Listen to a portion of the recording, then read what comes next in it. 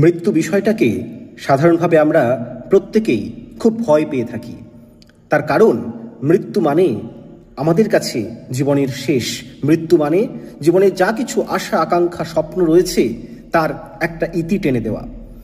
কিন্তু কবিদের কাছে গেলে, দার্শনিকদের কাছে গেলে এই মৃত্যু সম্পর্কে নতুন একটা ধারণা তৈরি হয়, নতুন একটা অনুভূতি তৈরি হয়। যখন আমরা সেই অনুভূতির কাছে পৌঁছই তখন বুঝতে পারি যে মৃত্যু মানে শুধুমাত্র জীবনের শেষ নয়, মৃত্যু মানে শুধু জীবনের পরিসমাপ্তি নয়। জীবনানন্দ এই মৃত্যুকে নানানভাবে দেখার চেষ্টা করেছেন এবং তার কবিতায়, অজস্র কবিতায় মৃত্যুর প্রসঙ্গ বারবার আসে। সেটা শুধুমাত্র একটা দার্শনিক ধারণা হিসেবে আসে তাই শুধু নয়, দার্শনিক ধারণার বাইরে গিয়ে তিনি মৃত্যুকে এমনভাবে জীবনের সঙ্গে মিলিয়ে দেন, তার অনুভূতিকে জীবনের অনুভূতির সঙ্গে এমনভাবে মিলিয়ে দেন যে আমরা জীবনকেই নতুনভাবে দেখতে শিখি। মৃত্যু জীবনকে নতুনভাবে দেখতে শেখায়। আমরা সকলেই জানি জীবনানন্দের একটি বিখ্যাত কাব্য রয়েছে রূপসী বাংলা, এবং সাধারণভাবে এই কাব্যের মধ্যে তিনি রূপসী বাংলা, আমাদের বাংলার যে প্রাকৃতিক রূপ সৌন্দর্য তার বর্ণনা করছেন। কিন্তু তার বর্ণনা করতে করতে আমরা যদি একটু খুঁটিয়ে পড়ি কাব্যগ্রন্থটা, তাহলে দেখব যে বারবার মৃত্যুর প্রসঙ্গ আসছে সেই কাব্যের মধ্যে। কেন আসছে?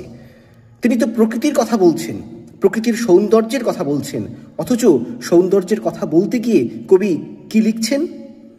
যখন মৃত্যুর ঘুমে শুয়ে রব অন্ধকারে নক্ষত্রের নিচে, কাঁঠাল গাছের তলে হয়তোবা ধলেশ্বরী চিলাইয়ের পাশে, দিনমানে কোনো মুখ হয়তো সে শ্মশানের কাছে নাহি আসে, তবুও কাঁঠাল জাম বাংলার তাহাদের ছায়া যে পড়িছে আমার বুকের পরে, আমার মুখের পরে নীরবে ঝরিছে খয়েরি অসৎ পাতা, বইছে শেয়াল কাটা আমারে দেহ ভালোবাসে, নিবিড় হয়েছে তাই আমার চিতার ছাইয়ে, বাংলার ঘাসে গভীর ঘাসের গুচ্ছ রয়েছে ঘুমাই আমি নক্ষত্র নড়িছে।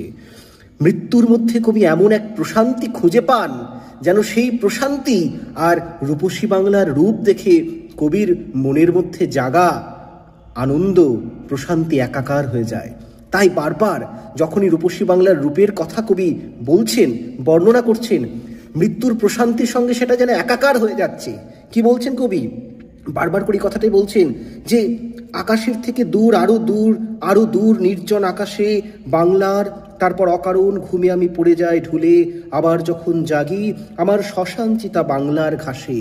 প্রকৃতির রূপের সঙ্গে কবির শ্মশান চিতা একাকার, মৃত্যুর প্রশান্তি আর বাংলার রূপ দুটো মিলেমিশে যায়।